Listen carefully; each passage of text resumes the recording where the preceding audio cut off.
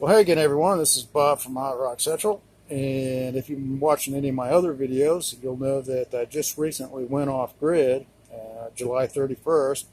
And wouldn't you know it, about a week or two later, a big ass storm comes up from Florida and it's supposed to sock us in with about 3 days of crappy weather. Well, it wasn't as bad as they were saying it was going to be. We actually got some sunshine during the second day, and then the second half of it was really crappy, but I got through it okay, and I didn't really deplete my battery banks very much at all. But it got me concerned that if we did run into an extended multi-day crappy weather situation, whether or not I could sustain that, even though I've got 60 kilowatts of battery power, 3 or 4 days of crappy weather, and if it's in the winter time and I'm using a lot of that energy for heating and stuff like that, that could put a severe crimp in my battery power. So I wanted to come up with a solution to add extra power to the system when needed. And most inverters you buy nowadays, like that one up there, and I have another one that you can't see in the video here, but both inverters have built-in chargers where you can hook up a generator to it and charge your batteries. But they're limited to somewhere between like 60 and 80 amps, which is really kind of insignificant for the size system I got. So I wanted something a little bit beefier. So what I decided to do is take my generator and tie it into a full wave bridge rectifier and feed that into a 120 amp charger, which would give me a decent amount of amperage that I could put into the system. So I went ahead and I built my bridge. There's the heatsink there, and there's the bridge. And at the time I built this, I had no idea what size filtering capacitor I would need to keep the ripple down on the DC output. And what I found out was through an oscilloscope was when I had it hooked up to the oscilloscope, when I wasn't drawing any power, I had perfectly flat DC output, no ripple whatsoever.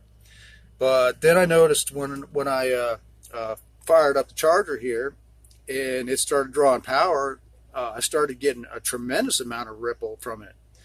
So I had to do a little bit of digging and looking around and asking some questions.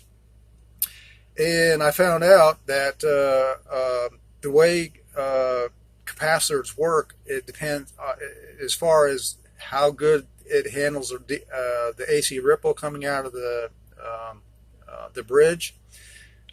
Depends on how many amps is being drawn through it.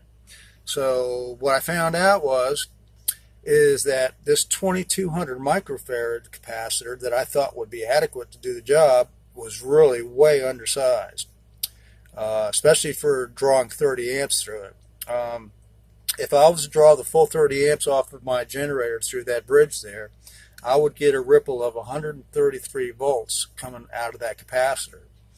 So I couldn't have that, and even though I did run a test on this, and the charger did accept that and put out some power, it got me quite nervous because of the ripple in there that I may damage the charger. So I quit the test pretty early after I started it.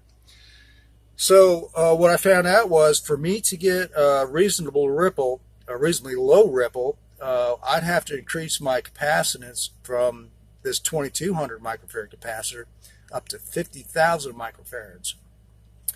And I was kind of shocked to find out that when I went to looking for those size capacitors, really you can't buy one capacitor at 250 volts with 50,000 microfarads. What you have to do is you have to buy several of them. So what I ended up doing was buying 5 10,000 microfarad capacitors, and I'll stack them together in parallel, and that'll give me my 50,000 microfarads. The other thing that was kind of shocking to me was the cost of them. These projects always end up costing more than you think they will.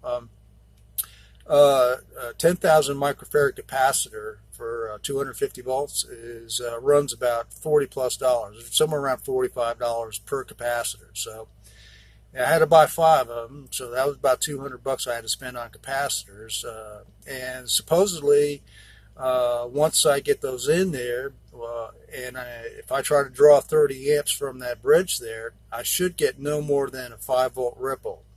And that's still a little bit of ripple, but it's almost nothing.